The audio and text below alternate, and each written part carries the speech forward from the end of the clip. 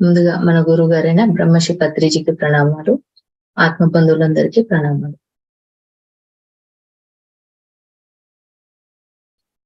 ఈరోజు మనము ఏం తెలుపుకుందామంటే అసలు ఈ మైండ్ పవర్ ఏంటి, మన చుట్టూ ఉన్న పరిసరాలు మనం ఎలా సృష్టించుకుంటున్నాం, మన ఆలోచనలు అసలు ఎలా వాస్తవ రూపం పొందుతున్నాయి, మన దీని గురించి సేత ఏమంటున్నారు, మరి వారి వివరణలో మైండ్ పవర్ ఏంటి, మన ఆలోచనలు ఏంటి, అవి మనకి ఎలా మన చుట్టూ ఏర్పరచుకుంటున్న పరిస్థితుల రూపంలో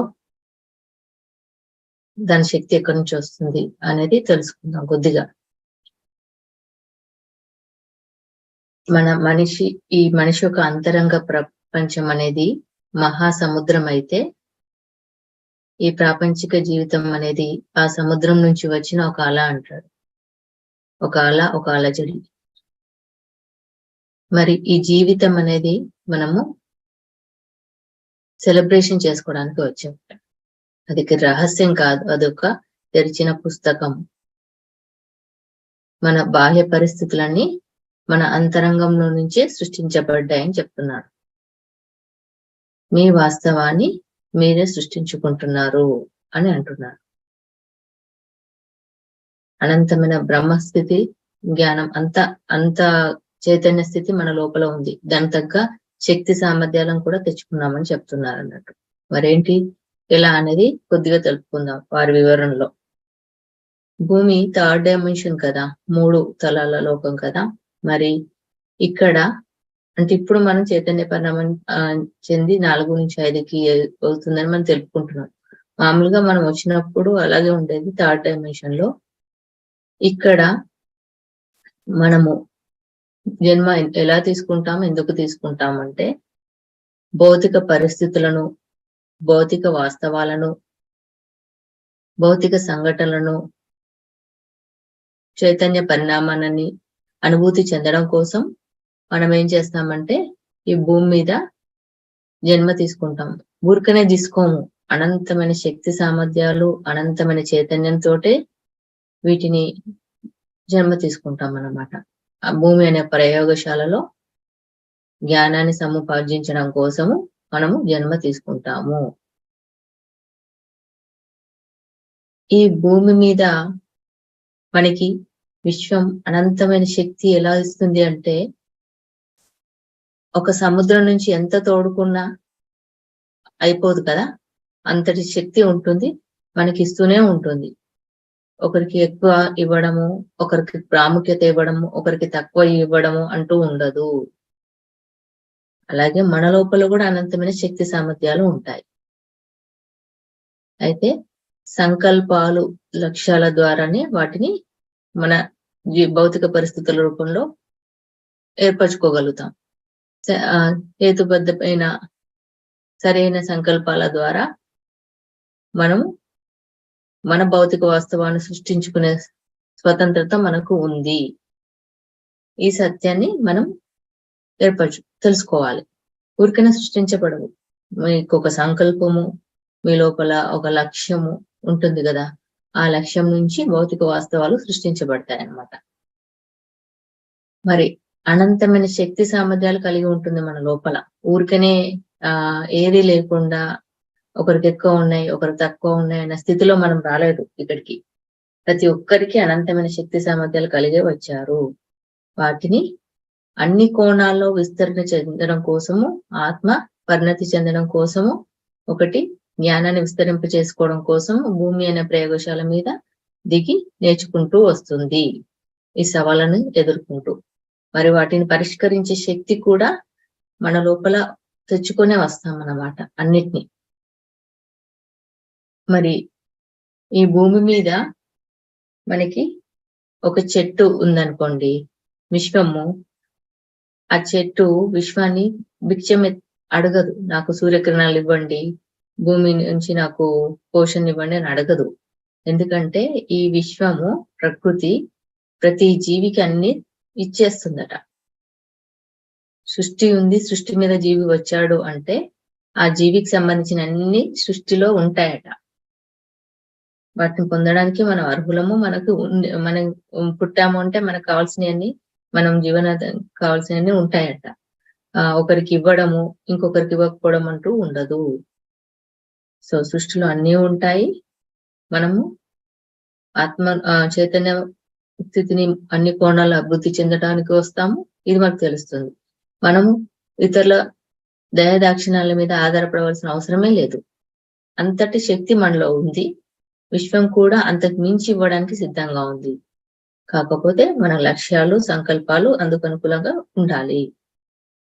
ఒక వ్యక్తి భూమి పైన ఒక రోగాన్ని తెచ్చుకున్నాడు అంటే అతను సంకల్పించుకొని వచ్చాడు అన్నట్టు. ఎందుకు? చైతన్యాన్ని ఒక దిశలో పరిణామం చెందించడం కోసము, అతని చైతన్యాన్ని ఒక దిశలో పరిణామం చెందించడం కోసము ఆ రోగం అనే సంకల్పం చేసుకొని వస్తాడట. వచ్చినప్పుడు అతనికి ఆ రోగాన్ని నయం చేసుకోవాలి అనే ఆలోచన కలిగితే ఆయన లోపల ఉన్న అంతర్గత శక్తులు దానికి అనుకూలంగా స్పందిస్తాయన్నమాట. జీవకణాలన్నీ ఆ మెకానిజం, ఆ సిస్టమ్ అంతా ఆయన రోగాన్ని నయం చేసుకోవాలనుకుంటున్నాడు కదా, దాని దిశగా అవన్నీ మార్పులు చేర్పులు జరుగుతాయి. అక్కడి నుంచి రసాయనిక క్రియ జరిగి ఆయన ఎంత తీక్షణంగా కోరుకుంటే అంత తీక్షణంగా అంత తొందరగా ఆ రోగం నుంచి విముక్తుడయ్యే ఛాన్సెస్ ఉంటాయి. అంత శక్తి ఉంది మనిషిలోకి. అయితే లోపలికి ప్రయాణం చేయడం రావాలి. మళ్ళీ అదే వ్యక్తి తర్వాత జన్మలో అలాంటి రోగానికి సంబంధించిన అధ్యయనం చేస్తూ ఒక మంచి డాక్టర్ గా ఉంటూ దానికి మెడిసిన్ కనుగొనే దిశగా జన్మ తీసుకోవచ్చు. ఇది కూడా మన ప్రణాళికనే మనమే వేసుకొని వస్తాము. అంటే ఇప్పుడు అతంత ముందు జన్మలో ఆ రోగానికి సంబంధించిన జ్ఞానం ఆయనకు ఉంది, అనుభవం పొందాడు కదా. అంటే ఇదేంటి? రోగగ్రస్తుడు పాపగ్రస్తుడు కాదు. అక్కడ చైతన్యం ఒక దిశలో పరిణామం చెందింది. ఆ రోగం దిశగా అనుభవం ద్వారా ఆ జ్ఞానాన్ని పొందింది. తర్వాత జన్మలో దానికి సంబంధించిన మెడిసిన్ కనుక్కునే దిశగా ఇంకొద్దిగా విస్తరణ చెందింది అన్నట్టు ఆయన చైతన్యం చెంది ఆ డాక్టర్ గా వచ్చి అతన్ని ఆ మెడిసిన్ కనుక్కుంటాం. అలాగే వ్యక్తులు ఒక ఆడగానో ఒక మగగానో అలాగే ఒక రాజుగానో ఒక బీదవాడిలాగానో ఒక ధనికుడు గానో ఒక బిచ్చగాడు గానో ఇవన్నీ చైతన్యం అనేది అన్ని కోణాలు విస్తరింప చేసుకోవడం కోసమని తీసుకుంటూ వస్తుంది అన్నట్టు. అందులో వాళ్ళకి కావాల్సిన ప్రొవైడ్ అంటే సమకూర్చుకోగలుగుతుంది అన్నట్టు. ఏ జన్మ తీసుకుంటున్నామో దానికి సంబంధించిన సవాళ్ళకి ఆ జీవిత ప్రాణాలకు సంబంధించిన శక్తి సామర్థ్యాలతోటే వస్తుంది. దాన్ని మనము చైతన్య పరిణామ దిశగా ఆలోచించకపోవడం వల్ల లోపల పరిమితమైన ఆలోచనలు మనల్ని తక్కువగా చేస్తాయి. సంకుచిత ఆలోచనల వల్ల దేనైనా మార్చుకునే శక్తి అంతరంలో ఉంది. మన అంతరంలో అనంతమైన శక్తి సామర్థ్యాలను తెచ్చుకునే వస్తామన్నమాట. అయితే ఈ భూమి మీదకి వచ్చాక ఈ రకరకాల, ఇప్పుడు ఎలా అంటే మనం కమల్ హాసన్ తీసుకుందాం ఎగ్జాంపుల్, బెస్ట్ యాక్టర్ కదా, అన్నిటికంటే విభిన్న పాత్రలు అతనే ఇస్తాడు. గమనిస్తే దశావతారాలు చూడండి, ఒకటే సినిమాలో ఎన్ని అవతారాలు వేశాడు. మెయిన్ రోల్ ఉంది, అలా పెద్ద హైట్ గా ఉన్న రోజు, పొట్టిగా ఉన్న రోలు, అవన్నీ ఎందుకు చేస్తున్నాడు? అతను తన నటనలో ప్రతిభను చూపించడం. అతనికి ఎన్ని అవార్డులు వచ్చాయి నటన ప్రతిభ వల్ల. అది ప్రాపంచికంలో యాక్టర్స్ చేసేది. అదైతే ఆత్మపరంగా మనం కూడా అలాంటి రోల్స్ ఎందుకు తెచ్చుకుంటామంటే చైతన్య పరిణామం చాలా విస్తరిస్తుంది అన్నమాట. ఇంకా ఎక్కువ జ్ఞానాన్ని సముపార్జించడం కోసం. ఇప్పుడు వాళ్ళు ఎంత తక్కువ మనం ప్రాపంచికంగా తక్కువ అనుకున్న రోలు వాళ్ళు అద్భుతంగా చేస్తారు. ఒక బిచ్చగాడు రోల్ వేసి అవార్డుకున్న వాళ్ళు ఉంటారు. నిజంగా అట్లా బతకంటే బతకరు కదా. కానీ ఆత్మ భూమి మీద సత్యంగానే అలా తీసుకొని ఆ పరిణామం చెంది ఆ జ్ఞానాన్ని పొంది వికసించడానికని ఇవన్నీ తెచ్చుకుంటది అన్నమాట. దానికి సంబంధించిన శక్తి సామర్థ్యాలు కూడా లోపల ఉంటాయి. ఒకరికి ఎక్కువ ఇట్లా తక్కువ, ఇతర దయాదాక్షిణ్యాల మీద ఆధారపడే అవసరాలు కూడా మనకు లేదన్నట్టు. సృష్టి ఒక చెట్టుకి ఎలా అయితే శక్తిని పెరగడానికి ఇస్తుందో మన అంతరంగ శక్తి మన జీవితంలో కావాల్సిన అన్ని ఇస్తుంది అన్నట్టు. ఇప్పుడు ఒక చెట్లు దానంతటా ఎలా పెరుగుతాయి? ప్రకృతి నుంచి వస్తుంది కదా. అలాగే మనలో ఉన్న ప్రకృతి అంటే అంతర్శక్తి మనకు కావాల్సిన అన్ని ఇస్తూనే ఉంటుందట. అయితే మనము పరిమితమైన ఆలోచనల వల్ల వాటిని పొందలేకపోతున్నాం. అది ఇస్తున్న వాటిని పొందలేకపోవడం కారణము పరిమితమైన ఆలోచనలు, నమ్మక వ్యవస్థ, సరికాని నమ్మక వ్యవస్థ. దానివల్ల మనము అంతర్గత శక్తులను కోల్పోతున్నాం. అంటే కోల్పోవడం అంటే వాటిని పొందగలం అన్న ఆలోచన లేకపోయింది. ఇంతే పరిమితంగా ఉండిపోతున్నాం. మన విధి ఇంతే, మన రాత ఇంతే అన్న స్థితికి మనమే పెట్టుకున్నాం అన్నమాట. సో అనంతమైన శక్తులు లోపల ఉన్నాయన్న సత్యాన్ని మర్చిపోవడం వల్ల ఇది జరిగింది, ఇది జరుగుతుంది. ఇప్పుడు మనము ఒక గొప్ప సంగీత కళాకారుడు కావాలి అన్న ఆలోచన వచ్చింది అనుకోండి, మీరు సంగీతమే టచ్ లేదు, అది ఊరికనే రాదు. అంతర చైతన్యము దాని నుంచే వస్తది, బయట ఒక్కడి నుంచి వచ్చి పోవడం కాదు. ఆ ప్రతిభ మనలో ఉండి దాన్ని చేయగలము అన్న శక్తి మనలో ఉంది కాబట్టి అంతర చైతన్యం నుంచే బహిర్గతంగా సృష్టించబడుతుంది. దానికి సంబంధించిన పరిసరాలను మనం సృష్టించుకొని ఆ భౌతిక వాస్తవాలను కూడా మనం ముందట సృష్టించుకోవచ్చు, ఆ దిశగా వెళ్ళిపోవచ్చు అన్నమాట. మీరు మంచి కళాకారులు అవ్వాలనే ఆలోచన మొదలు కాగానే లోపల ఉన్న చర్యలన్నీ దానికి అనుకూలంగా ప్రతిస్పందించడం మొదలు పెడతాయి. ఆ దిశగా భౌతిక పరిస్థితులను ఏర్పరచడానికి సిద్ధం చేస్తాయి అన్నమాట. వెంటనే మీరు అది చేసుకోగలుగుతారు. అంత సులువు అన్నమాట. అంతటి శక్తి సామర్థ్యాల్లో ఉంది మన అంతర్చైతన్యము. అది అంత చిన్న విషయం కాదు. ఒక పరమాత్ముడికి ఎంత ఉందో అంత ఉంది. ఆ స్థితిని మనం తెలుసుకోవాలి. దానికి అంటే ఏ లక్ష్యాలు, సంకల్పాలు లేకుండా సృష్టి చేయలేము మనం. ఈ సృష్టి కూడా ఒక సంకల్పం ద్వారా ఫామ్ అయింది. మన సృష్టి కూడా మన సంకల్పం నుంచే వచ్చింది. అయితే మధ్యలోకి వచ్చేసరికి మన సృష్టిని ఎలా సరిదిద్దుకోవాలో తెలియట్లేదు. అంతర్ప్రయాణం చేయాలి, సాధన చేయాలి, ప్రాక్టీస్ చేయాలి సృష్టి ఎలా చేసుకోవాలని. అలాగే సాధన ఎరుకతో చేయాలి. సో ఈ జ్ఞానాన్ని విస్తరించుకుంటూ పోవాలి. అప్పుడు మన సృష్టిని సరిగ్గా చేసుకోవడం వస్తుంది. ఎలాగైతే మీరు ఏది కావాలనుకుంటారో అది మీ జీవితంలో సృష్టించుకుంటారో, అలాగే భయాలు కూడా, మీరు భయాలను ఏర్పరచుకుంటే భయాలు కూడా సృష్టించారు. అవి కూడా వాస్తవ రూపం దాల్చుతాయి. ఇప్పుడు దొంగలు పడతారని భయపడతారు అనుకోండి, దొంగలు పడతారు. నన్ను అందరూ అసహించుకుంటారు అనుకున్నారు అనుకోండి, నిజంగానే అసహించుకుంటారు. ఎక్కడ మీలో అంతర చైతన్యంకి అది మంచి చెడు అనేది చూడదు. మీరు ఏమి ఇస్తున్నారు సంకేతాలు, అసహించుకోవడము, దానికి అనుకూలంగా జీవరసాయన చర్యలన్నీ మార్పు చెంది బయట బాహ్య రూపంలో పరిస్థితులను ఏర్పరుస్తుంది. ఏర్పరిచేసరికి నిజంగానే అందరూ నన్ను అసహించుకుంటున్నారు అనుకుంటారు. నిజంగా నేను భయపడినట్టే జరిగింది అంటారు. ఎందుకు జరుగుతుంది? మీ అంతర్ ప్రపంచం నుంచి బయట ప్రపంచానికి ఆకర్షణిస్తున్నారు. అలాంటి పరిస్థితులకి ఏది కోరుతుందో దాని వైపు ఆకర్షణ వెళ్ళిపోతుంది. ఇప్పుడు మనం అందరం ఈ గ్రూప్ లో ఎందుకున్నాము?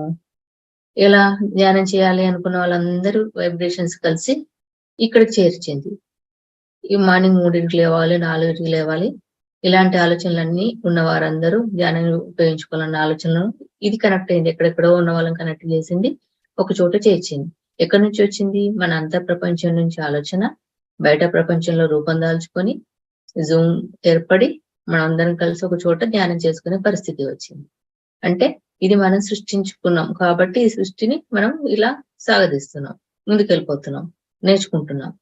అలాగే భయాలు ఇవి కూడా సృష్టి జరుగుతాయి. ఎప్పుడు నిజానికి భయాలు ఇవన్నీ బయట ఇక్కడ తెలుసుకున్నాయి, ఇక్కడ ఏర్పరచుకున్నాయి. అంతర్ చైతన్య శక్తికి అవి అవసరం లేదు మనకి అన్న విషయం మనం తెలుసుకోవాలి. అవన్నీ అడ్డు అన్నమాట. ఒక మన అంతర్ చైతన్య శక్తి గురించి తెలియగానే మనం సరైన దృక్పథాలతో ఉండడం ప్రాక్టీస్ చేస్తే మనం దాన్ని సద్వినియోగపరచుకోవడం చేసుకోగలుగుతాం అన్నమాట. ఇప్పుడు మీరు మీకు అలాగే మనం ఒక చిత్రకారుడు కావాలి అనుకుంటాం. అలాగానే మీరు ఒక మంచి బొమ్మ వేయాలనుకుంటారు. అప్పుడు ఆ బొమ్మ గురించి మీకు ఎన్నో ఆలోచనలు వస్తాయి. గమనించండి. ఒకటే రాదు. ఇలా గీయు అని వస్తుంది, అలా గీయు అని వస్తుంది. 50 దాకా రావచ్చు మీకు బొమ్మలు. ఇలాంటి బొమ్మ, అలాంటి బొమ్మ. కానీ మీరు చేతి పెట్టేసానికి ఒకటే బొమ్మ వేస్తారు. ఎందుకు?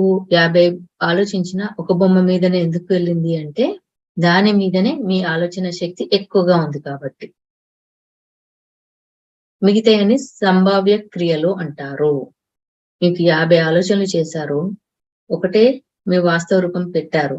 అంటే వాస్తవ రూపం దాల్చినదేమో దాని మీద ఎక్కువ శక్తి కేంద్రీకృతం అయ్యింది, మిగతా వాటికి బలహీనమైన శక్తి ఉన్నాయి ఆలోచనలకి, అందుకే అవి వాస్తవ రూపం దాల్చలేదు. ఎగ్జాంపుల్ గా ఒకటి చెప్తాను. మనము సాయంత్రం 4కి ఏమనుకున్నాము, ఒకరు అనుకున్నారు ఎయిర్పోర్ట్ వెళ్ళాలి, నాకు టైం ఉంది అక్కడ, నేను వెళ్ళేది ఊరికి అనుకుంటారు. అదే 4 o'clockకి కరెంట్ బిల్ కట్టాలనుకుంటారు, అదే 4 o'clockకి ఫ్రెండ్ని కలవాలనుకుంటారు. అట్లా మూడిటికి ఏదిటికి బలమైన ఆలోచన ఉందో అది వాస్తవ రూపం దాల్చుతుంది. మూడిటికి ఒకటే టైం, కానీ మీరు బలమైన శక్తి దేనికి ఇచ్చారో అది వాస్తవ రూపం దాల్చుతుంది. మరి మిగతా రెండేమయ్యాయి అంటే ఇతర లోకాల్లో అవి రూపం దాల్చుతాయి అన్నమాట. ఇంకో లోకంలో ఫ్రెండ్ని కలుస్తారు, ఇంకో లోకంలో బిల్లు కట్టేస్తారు. అదే మనము ఆత్మాయనంలో మనము కాన్షియస్ మనము పీటలిషన్ తీసుకెళ్ళినప్పుడు పైన కొందరిని నన్ను గుర్తుపట్టట్లేదు ఎందుకు అంటే వాళ్ళు నీలాగా ఎరుకతో రాలేదు, నిద్రలో వచ్చారు, వారి స్థితిగతులను బట్టి వారు అక్కడ అనుభవాలు పొందుతున్నారని చెప్తారు, గుర్తుందో లేదో. అలా అన్నమాట. ఇక్కడ మన నిద్రలో మనం వీళ్ళని కలిసామంటాము, ఇది చేసామంటాం, ఏంటి అంటే బలహీన ఆలోచనలు అక్కడ రూపుదాల్చుకొని కంప్లీట్ చేసేసుకుంటాము. మల్టీ డైమెన్షన్ గా జరిగిపోతుంటాయి మన చర్యలన్నీ. ప్రతి ఆలోచన వాస్తవ రూపం దాల్చుతుందన్న విషయం మనకి ఇక్కడ అర్థం చేసుకోవడానికి చెప్తున్నాడు. ప్రతి ఆలోచనకి శక్తి ఉంది, బలమైన శక్తి ఉన్నవేమో భూమి పైన వాస్తవ రూపం దాల్చుతాయి, బలహీన శక్తి ఉన్నవేమో మిగతా డైమెన్షన్స్ లో అవి జరిగిపోతాయి అన్నమాట. సో వీటిని మనం అనుకుంటాం కదా, మళ్ళీ సృష్టి ఎలా చేసుకోవాలంటే సంకుచిత భావాలని తీసేయాలి, అలాగే నమ్మక వ్యవస్థని మార్చుకోవాలి. ఎలా అంటే ఇప్పుడు మీరు ఒకరిని చూస్తారు, ఒక క్రీడాకారుడు చాలా కసరత్తులు చేసి చాలా గొప్ప విన్యాసాలు చేస్తారు. చూడగానే మీరేమనుకుంటారు, అతను ఎంతో సాధన చేసి సాధించాడు, మనం కూడా ఎంతో సాధన చేస్తే కానీ సాధించలేము అనుకుంటాం.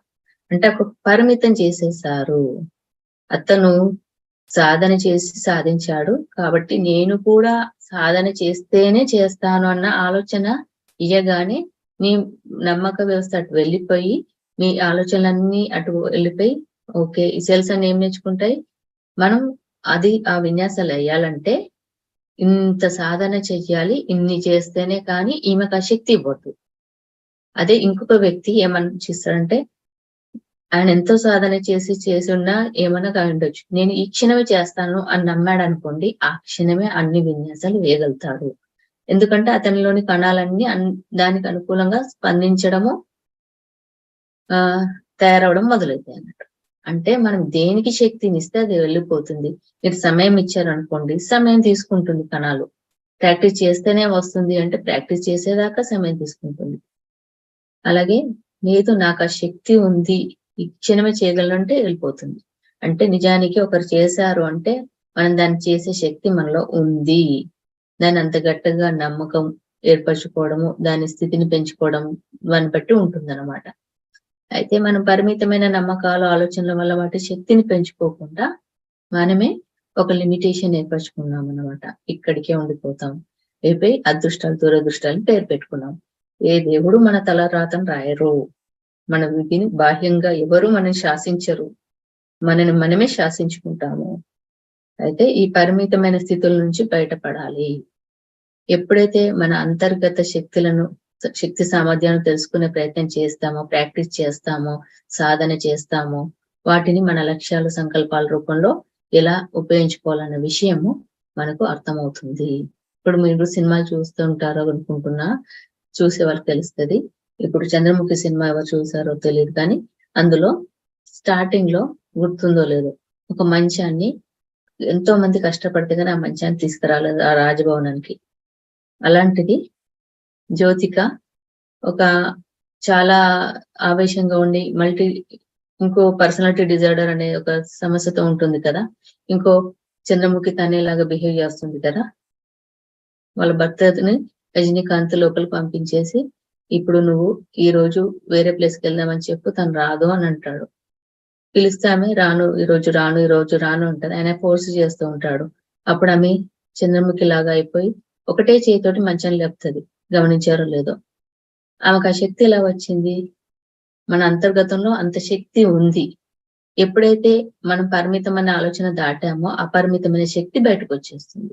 ఆ స్థితిలో మనం ఆ పని చేయగలుగుతాం. అలా అంటే అందరు చంద్రముఖిలైపోవాలని కాదు దాని అర్థం. మన శక్తిని గుర్తించాలి. అంటే అక్కడ అది ఎగ్జాంపుల్ ఎందుకు చెప్పడం జరిగిందంటే, మనం దెయ్యం చేసింది అనుకోవద్దు. ఆమె అంతర్గత శక్తి బయటకు వచ్చింది. అందులో అది దెయ్యమే కాదు కదా! Personal disorder. అందులో ఆ శక్తి ఎలా ఉపయోగపడుతుంది? ఆమె ద్వేషానికి ఉపయోగించింది. అప్పుడు ఆ శక్తి అంతా బయటికి రావడం మొదలైంది. దాని వల్ల ఏమేం చేయాలనుకుంటుందో అవన్నీ చేయగలుగుతుంది అన్నట్టు.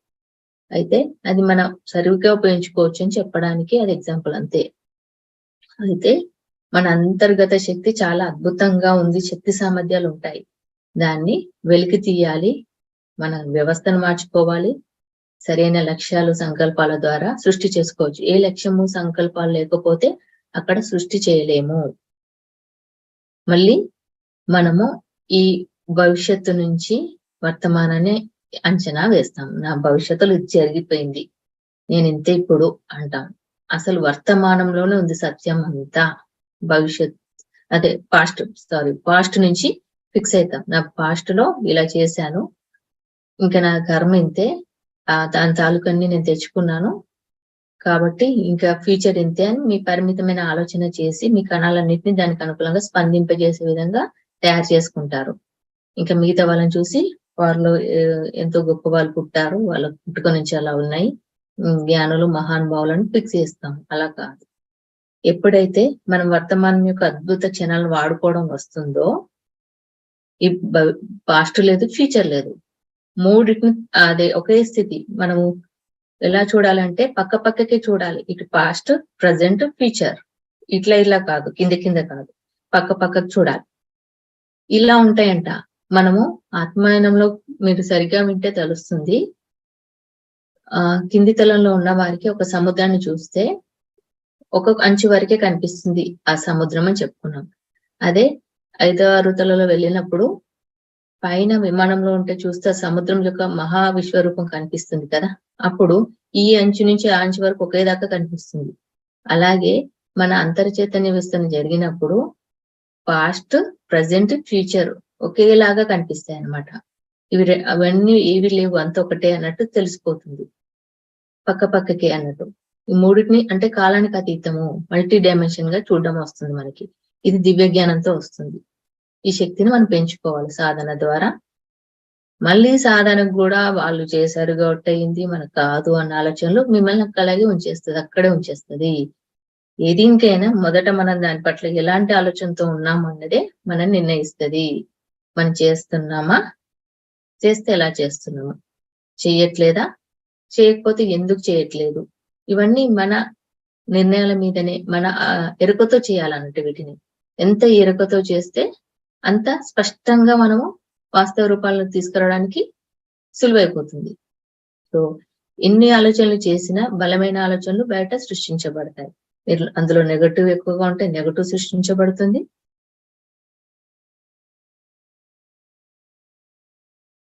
శక్తి కూడా మనకే ఉంది. అయితే ఇంత సృష్టి చేయగల శక్తి మనలో ఉంది అని తెలిసింది. విశ్వంలో ఏదీని అడుక్కోవాల్సిన అవసరం లేదు.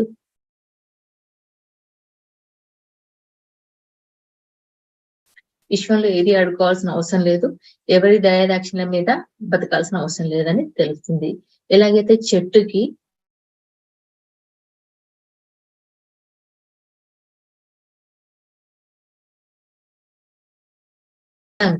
మనం వాటిని వాడుకోవడం అనే సాధన రావాలి. ఇప్పుడు మీ అనుభవాలను, జీవిత అనుభవాలను మార్చుకునే శక్తి ఉంది. ఒకటేలాగా మూసిపోయిన పద్ధతిలా ఉండాల్సిన అవసరం లేదు. మన జీవిత అనుభవాలను, పరిస్థితులను మార్చుకునే శక్తి ఉన్న ఫలంగా మనం మార్చుకోవచ్చు. మన మన జీవకణాలన్నీ స్పందిస్తాయి. ఆ మెకానిజం అంతా ఆ దిశగా వెళ్ళిపోతుంది. కానీ దాని పట్ల స్పష్టమైన లక్ష్యం ఉండాలి, తీవ్రమైన వాంఛ ఉండాలి. దాని పట్ల ఆ సాధన శక్తి పెంచుకోవాలి. అప్పుడు అది ఈజీగా జరిగిపోతుంది అన్నమాట. నేను ఇంతే, నా ఈ జీవితానికి ఇంతే అనుకుంటే ఆ కణాలు ఇంతేకే ఫిక్స్ అయిపోతాయి. ఆ జీవరసాయనిక కణాలన్నీ నేను ఇంతే, అలాగే అని ఫిక్స్ అయిపోతాయి.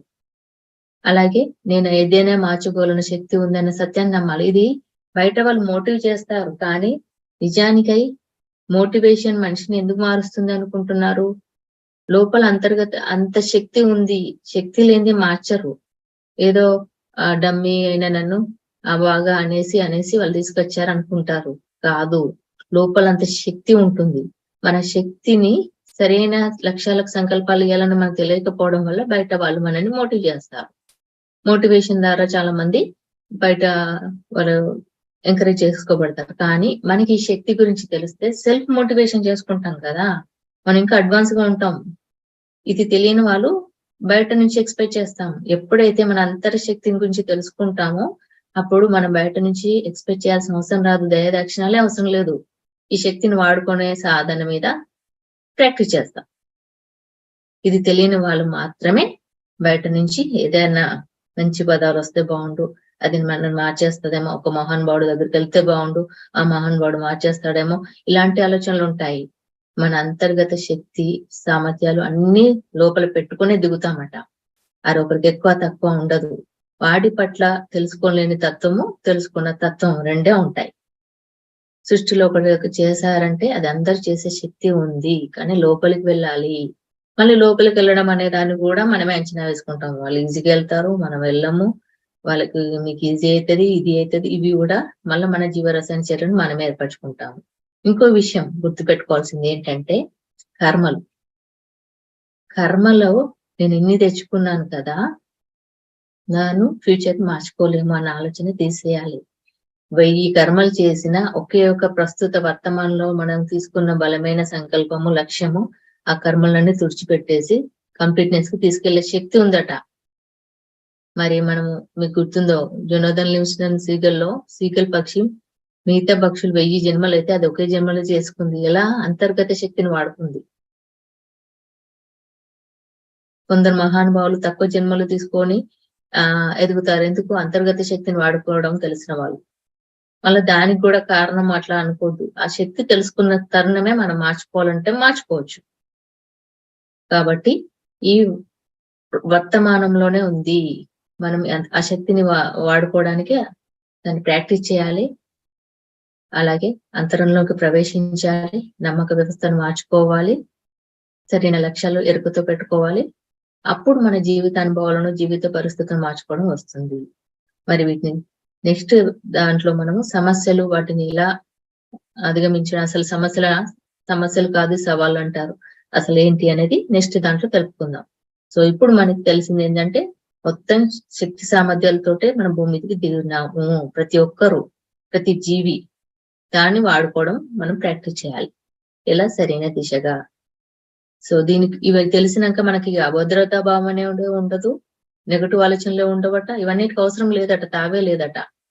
కానీ మనం మధ్యలో ఏర్పరచుకున్నాం వీటిని అడ్డుగా. సంకుచిత ఆలోచనలు ఇలాంటివన్నీ మనకు అవసరం లేదని చెప్పారు. సో ఈ అనంతమైన శక్తి సామర్థ్యాన్ని మరి ఎందుకు మరి ఇన్ని రకాల జన్మలు అంటే చైతన్యం అన్ని దిశలో అంటే 360 కోణం దిశలో పరిణామం చెందడానికి ఇవన్నీ అన్నమాట. సో మరి సమస్యల గురించి ఇంకొద్దిగా వివరించుకుందాం next. Thank you all. Thank you so much.